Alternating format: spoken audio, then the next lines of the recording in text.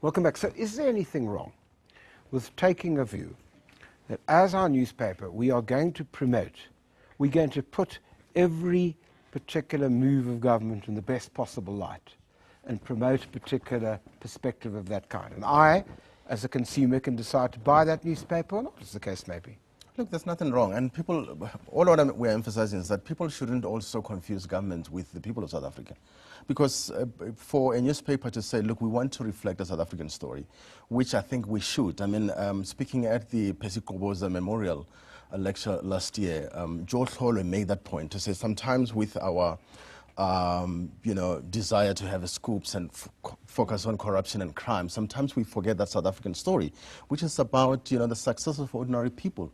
And remember, government comes and goes, and governments are not necessarily, South Africans. South Africa is the people of South Africa.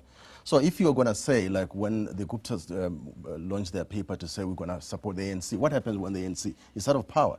Because to me, it's sure, you can say commercially it can be successful. I'm deciding it on commercial basis, but the media, as the media, we shouldn't forget even what Nelson Mandela is saying to say, by the way, we need to reflect what is happening in our society.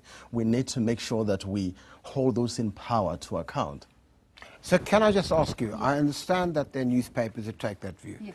Can it ever be a newspaper role, legitimately, to say, just take the point that Sri was making about the Guptas? Well, we're not going to report that, because that's going to put the president in a bad light. Can it ever be a journalist that claims to be a journalist to say, we're not going to talk about that sort of stuff?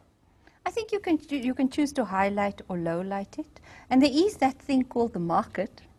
It will decide whether it's going to buy it but or not. I'm trying to probe what your ethics But are. our ethics says you shouldn't be, you shouldn't report based on under political pressure or commercial pressure. Well, we have to also not forget and that. aren't your ethics now constrained by the fact that, given the fact that we've got an electronic media with blogs and Lord alone knows what, if you're not going to report on it, sure as goodness somebody else is going to do that. And that's and why, doesn't that then undermine your credibility as a journalist? And that's why I feel so.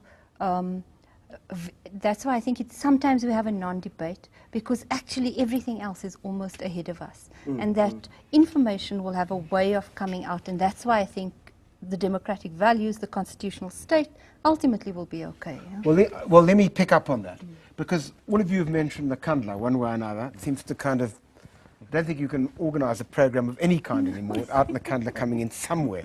So when the public read, say, Marrianne Thamm's article, looked at the fact that very senior journalists were in ANC colours, looked at the fact that certain newspapers have been bought over and may well take a somewhat different turn, is there a legitimate concern that in the light of our politics now, newspapers are going to come under greater pressure? I mean, after all, government can exert enormous pressure on you because of the amount of advertising. Actually, we've already written a story where we revealed that the ANC's National Executive Committee meeting, they did say that they want to withdraw, government should withdraw advertising from newspapers which are hostile to it, the City Press, Sunday Times, and the Mirror and Guardian, which to me is really, that's abuse of public power. That's corruption. This is taxpayers' money. You cannot decide. I mean, this but really... should we be concerned? Is this a real threat to newspapers Yes. now? To me, it's a real threat to newspaper. This is tantamount to information scandal, where you are using taxpayers' money to promote party political. Because like I say, don't confuse you being in power with the people of South Africa, where their taxes need to be accounted for. But if you are saying to me, guys, you mainstream media, there are audience out there that you are neglecting because of your commercial interest. We want to reach them, like through GCIS publications. Through That's a different matter. That's a different matter altogether. All right. I mean, then aren't newspapers like any other sort of almost non-governmental institution that if you've got the public behind you, you've got protection, otherwise you won't have? Not quite so easy. Why? Because I honestly do feel the pressure of the threat. Coming at a time as it does when the entire media industry is being disrupted, I really work hard to ensure I don't think twice, that I don't look over my shoulder.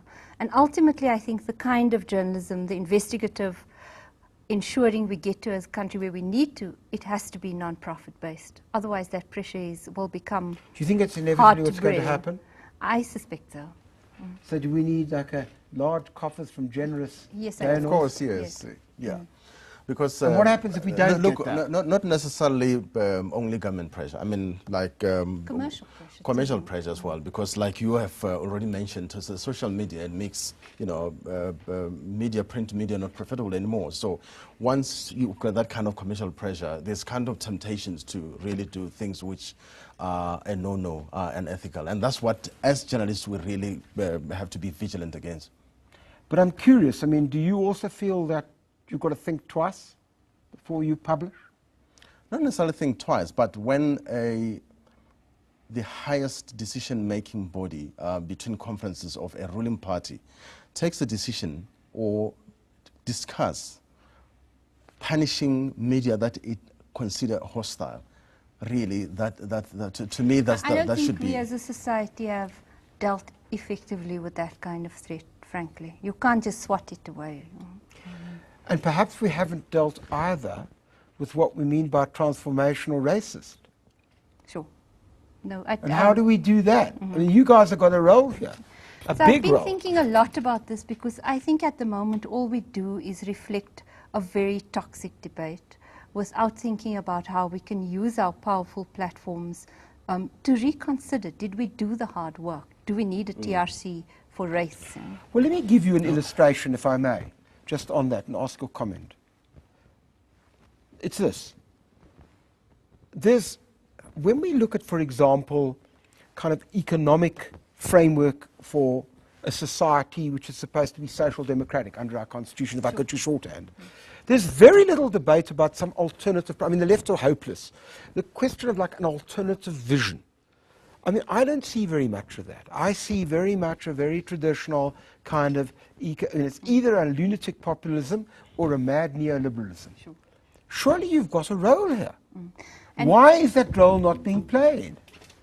Because I think we're just doing the basics, and I think we need to host that much larger discussion of what is our country and where is it going. That, And also, to reflect on our role, one thing that I admit that the media, as editors, we are guilty of, is the fact that we also need to emphasize all the time to say the freedom of the press and the expression that we talk so nicely about. It's not just for us, for our jobs as journalists. No. It's for that public, the right to know, the public's right to know. And as a result, we need to diversify voices and transform so that we are not just really informing the people who afford to buy our papers. Thank you for writing my closing for me, because well, after all, you're a journalist. Because that's really the point, isn't it?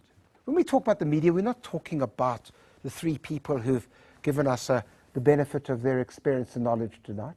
What we're talking about is us. How do we learn? How do we know about our society? How do our views get framed, fashioned, developed? How do we actually reconsider our views?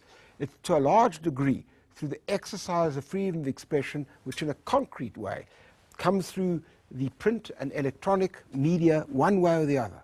Close them down, restrict them, ensure that they're too worried to write about certain things. We are the losers, and ultimately so is democracy. Are we in trouble? To what extent are the challenges of the media there which need to be met? We've heard quite a bit of the debate this evening. Judge for yourself. Good night.